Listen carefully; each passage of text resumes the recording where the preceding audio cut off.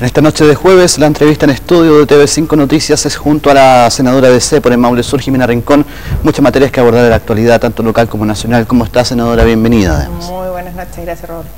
Bueno, efectivamente dejó bastante resabios lo que es la visita del ministro Harald Beyer, una visita muy rápida, la verdad, de las cosas a Linares para visitar las obras de la Escuela 1 y 2, donde definitivamente costó mucho el poder gestionar una entrevista con él y segundo, entrar al recinto, lo que ya deja o denota por lo menos un tanto de lejanía quizás con lo que es la realidad de la propia gente que más que ver los canales nacionales ve los medios de comunicación locales. Eso es un punto muy importante a considerar, senadora.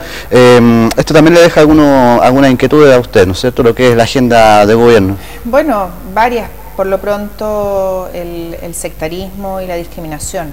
No puede ser que un ministro de Estado que viaja a una circunscripción, a una región donde hay parlamentarios de distintas tendencias, solo invite a los parlamentarios de gobierno, a los parlamentarios de derecha. En el Maule Norte no fue invitado a las actividades en Talca Andrés Saldívar, en el Maule Sur no fue invitada yo. Me pareció correcto venir, ir a la actividad del Liceo 1-2 y decirle al ministro que yo no había sido invitada. Yo no hice escándalo, tú viste que no hay ningún hecho de violencia ni de desagravio al ministro, todo lo contrario, solo se lo dije. Un asesor se acercó, me saludó y me dijo, ¿cómo está? Yo le dije que muy molesta, porque no había sido invitada y que íbamos a poner los antecedentes en conocimiento del ministro. Pero ya después de lo que ha ocurrido hoy día, en que viene el subsecretario Flores, que además me entero de que hay una inauguración de una ruta en el Parral, organizado por la Intendencia y la Gobernación, y yo no he sido invitada. La verdad es que ya pasamos de algo casual a algo que está más bien concertado. Por lo tanto, creo que aquí corresponde, yo no soy fiscalizadora, no es mi rol, pero corresponde que la autoridad que vela por el uso de los recursos públicos, que es la Contraloría General de la República, su Contralor Nacional, tome conocimiento de estos hechos. Estamos hablando de ministros, de subsecretarios, y bueno, revise qué es lo que ha pasado. No me gusta que esto se haga. Creo que si en el pasado quien hoy día gobierna se quejaba de ser marginado, no ser incorporado oportunamente a las actividades, se quejaba, lo hacía con razón, no debe hoy día, cuando gobierna, hacer lo mismo. Creo que no es una buena señal para construir un país distinto. Yo creo que a la gente no le gustan las peleas, no le gusta este tipo de actitudes. La gente quiere vernos trabajando todos juntos por sacar adelante a Linares, a Parral, a Talca, a comunas que necesitan el apoyo y la fuerza de todos. Y sobre todo considerando que parlamentarios, alcaldes, concejales de distintas tendencias representan un voto popular que hay que respetar siempre. A propósito de educación, a partir de la próxima semana se discute este proyecto de reforma tributaria que pretende recaudar dineros para mejorar la calidad de la enseñanza en Chile, una materia sobre la cual ustedes tienen bastantes dudas y para guiar un poco la discusión y también para que la gente lo entienda, ¿por qué consideran ustedes que es solamente un ajuste tributario?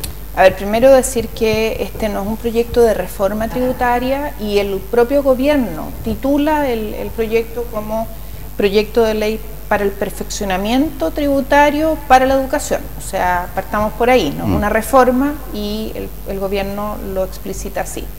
Segundo, decir que es un proyecto tremendamente extenso, es un proyecto gordo, que tiene mucha normativa y que en lo que hasta ahora yo he avanzado en el estudio, estamos estudiándolo como corresponde, tiene aspectos que nos preocupan. Por ejemplo, que en el propio informe financiero, todos los proyectos de ley dicen cuánto significa un proyecto de ley en gasto, en platas que entran, en fin. Es un proyecto que recauda para el fisco 800 millones de dólares. Y en ejercicio, porque este año va a ser un poquitito, el próximo año un poco más, pero ya en ejercicio, cuando esté funcionando con toda su normativa, son 800 millones de dólares. Sin entrar a cuestionar la cifra, la verdad es que ya esa cifra es insuficiente para los desafíos que tenemos en educación. Yo no sé si tú lo recuerdas, pero el 5 de julio del año pasado, yo me acuerdo porque es el día de mi cumpleaños, el ministro de Educación dijo que ellos iban a implementar el GANE, que era una sigla como bien especial y se llamaba GANE. Que dio para muchas bromas. Exacto. Y que eso costaba 4.000 millones de dólares. O sea, ya solo el GANE no es suficiente recurso, este proyecto de ley que recauda 800. Si después vemos lo que es el otro proyecto, que es de perfeccionamiento de la carrera docente, ese cuesta 1.200 millones de dólares, o sea, nuevamente estamos cortos. Y nos adentramos en el tema de ampliar cobertura en la preescolar, tampoco alcanza. Entonces, solo desde el punto de vista del financiamiento es un proyecto insuficiente.